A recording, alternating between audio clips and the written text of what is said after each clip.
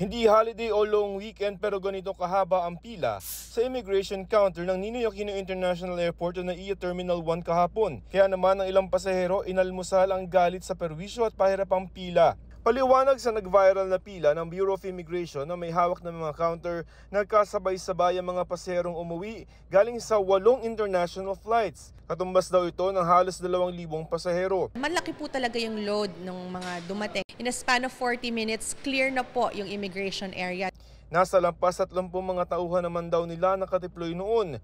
May mga electronic gates din kung saan i-scan lamang ang passport. Taon-taon, tumataas talaga yung bilang exponentially ng mga dumadating at umaalis na pasahero. It's really nearing pre-pandemic figures already. Ayon sa NAIA at Bureau of Immigration, dapat 45 seconds lamang ang itinatagal ng isang pasahero sa immigration counter. At ngayon napalapit na naman ang mga peak season tulad ng Holy Week at summer o tag-init. Pinaghahandaan nila ang muling pagdagsa ng mga pasahero sa mga paliparan.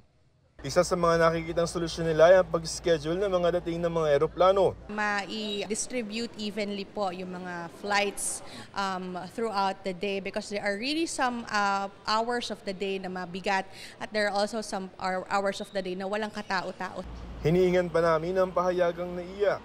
Paalaala naman ng BI sa mga pasahero, maaaring i-fill out na ang inyong mga detalye sa e-travel para tipid oras pagdating sa counter.